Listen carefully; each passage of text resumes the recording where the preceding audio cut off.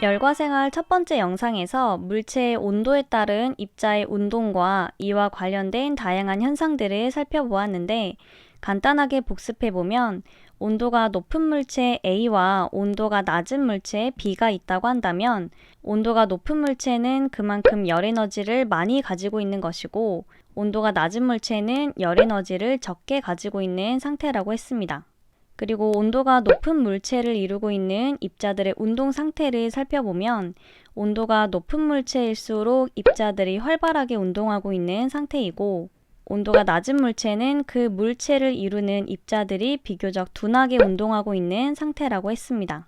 이렇게 온도가 다른 두 물체가 만나게 되면 온도가 높은 물체에서 낮은 물체로 열에너지가 이동하게 되는데, 오늘은 온도가 다른 두 물체가 만나서 열에너지가 이동하면서 발생하는 현상에 대해서 알아보겠습니다. 먼저 가로축을 시간으로, 세로축을 온도로 표시해서 A와 B 두 물체를 접촉시켰을 때 시간에 따른 두 물체의 온도 변화를 그래프로 나타내 보겠습니다. 먼저 두 물체를 접촉시키기 전에 물체 A의 온도가 60도이고 물체 B의 온도가 10도였다고 한다면, 두 물체를 접촉시키면 온도 차이에 의해서 A에서 B로 열에너지가 이동하게 되는데, A는 점점 열에너지가 감소하면서 온도가 점점 내려가게 되고, B는 A로부터 열에너지를 받으면서 온도가 점점 올라가게 됩니다. 계속해서 A의 열에너지가 B로 이동하면서 A는 온도가 더 감소하고 B는 온도가 더 증가하다가 둘의 온도가 같아지는 지점이 생기게 됩니다. 그때의 온도를 30도라고 한다면 30도가 된 이후부터는 A와 B의 온도가 서로 같기 때문에 A도 B에게 열에너지를 줄 수 있고 B도 A에게 열에너지를 줄 수 있게 됩니다. 이렇게 두 물체의 온도가 같은 경우에는 서로 동일한 양의 열에너지를 주고받기 때문에 이 상태에서 온도가 올라가거나 내려가지 않고 일정하게 유지가 됩니다. 온도가 변하면서 두 물체의 입자 운동이 어떻게 되는지를 살펴보면, A는 처음에 온도가 높을 때는 입자들이 활발하게 운동하다가 B에게 열에너지를 주면서 온도가 점점 내려가서 30도가 되었을 때는 입자의 운동 상태가 처음보다는 둔해지게 됩니다.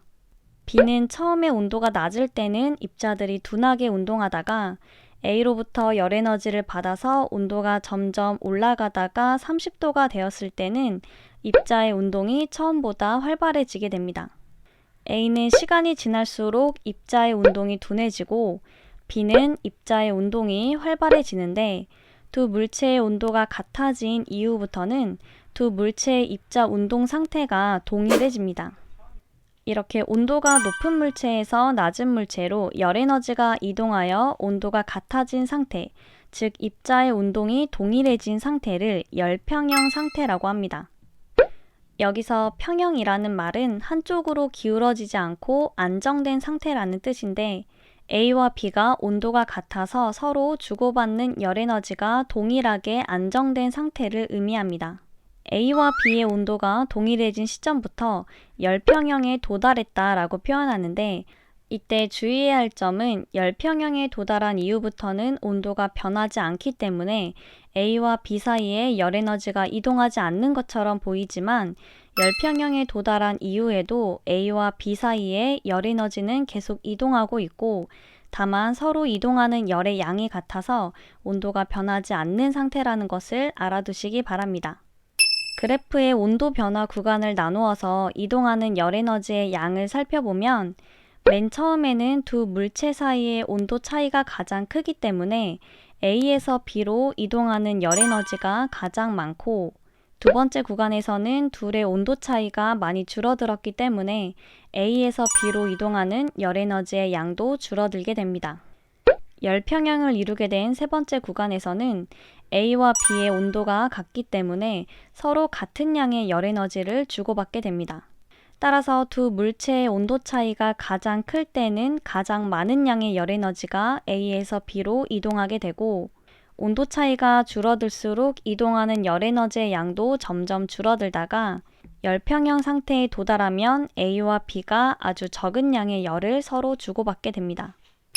결국 열평형에 도달하기 전까지는 A에서 B로 계속 열에너지가 이동하게 되는데, 이때 A로부터 전달된 열에너지가 다른 데로 빠져나가지 않는 한 B에게 그대로 전달되기 때문에 열평형에 도달하기까지 A가 잃은 열에너지의 양은 B가 얻은 열에너지의 양과 동일합니다.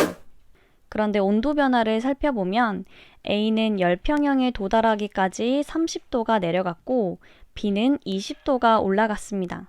즉, A가 감소한 온도와 B가 증가한 온도는 동일하지 않은데요. A가 잃은 열에너지의 양과 B가 얻은 열에너지의 양이 같기 때문에 A의 온도가 감소한 만큼 B의 온도가 증가할 것이라고 생각하는 경우가 종종 있습니다.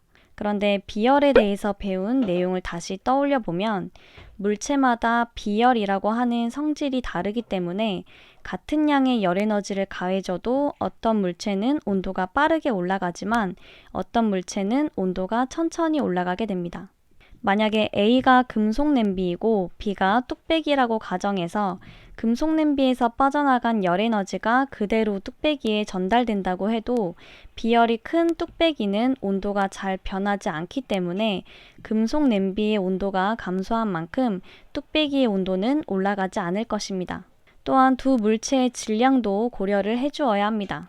결론적으로 A가 잃은 열에너지의 양과 B가 얻은 열에너지의 양은 같지만 물체 A의 비열과 질량에 따라 둘의 온도 변화는 같지 않을 수 있다는 것을 기억해 두시기 바랍니다.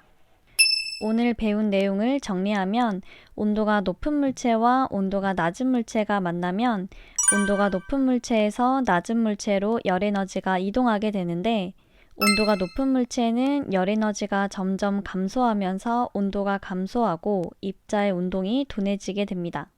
온도가 낮은 물체는 반대로 열에너지를 받아서 온도가 증가하고 입자의 운동이 활발해지게 됩니다.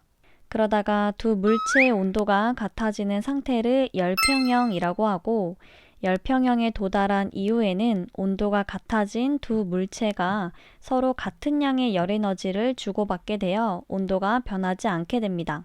열평형 현상과 관련된 예시로는 차가운 얼음물에 담구어서 음료수를 차갑게 만드는 것과 겨울철 벤치가 차가워지는 현상들이 있는데요.